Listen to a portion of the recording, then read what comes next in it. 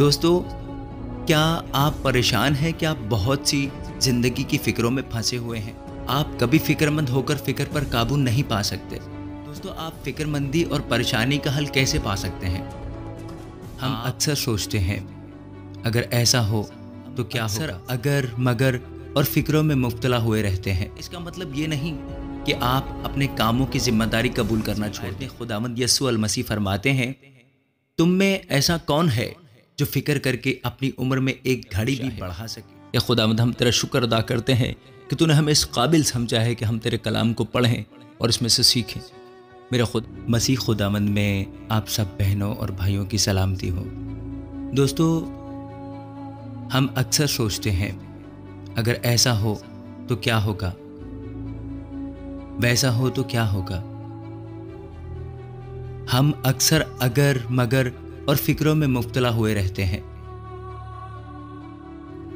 اگر مگر کی صورتحال میں پھنس کر سب سے پہلا مسئلہ فکر مند ہونا ہوتا ہے۔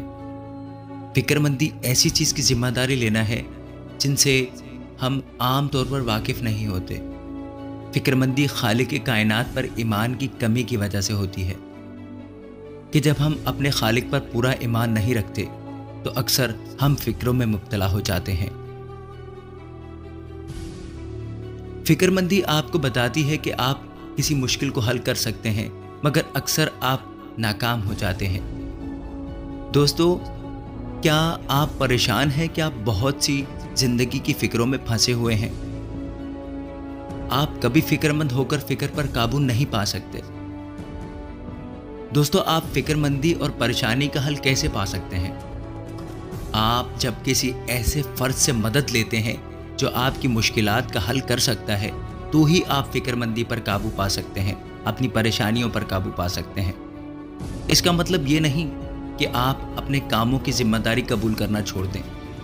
اس کا مطلب یہ ہے کہ آپ جانیں کہ کب آپ کو رکنا ہے اور خدا کو کام کرنے کا موقع دینا ہے۔ دوستو، یہاں آپ فکر مند ہیں کہ ہم اس پریشانیوں کے بارے میں زیادہ نہیں جانتے، تو دیکھیں بائبل مقدس اس بارے میں کیا کہتی ہے۔ چند آیات میں آپ کے سامنے تلاوت کروں گا، غور سے سنیے گا۔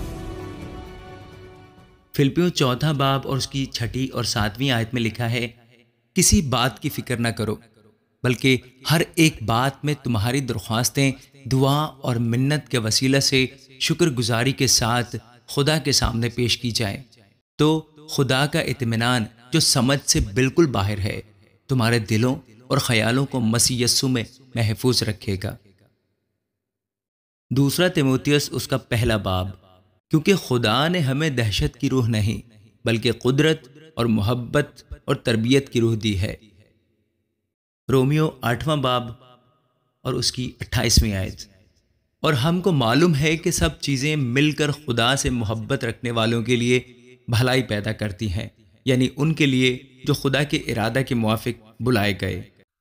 متی 6 باب اور اس کی 27 آیت میں خداوند یسوع المسیح فرماتے ہیں، تم میں ایسا کون ہے جو فکر کر کے اپنی عمر میں ایک گھڑی بھی بڑھا سکے؟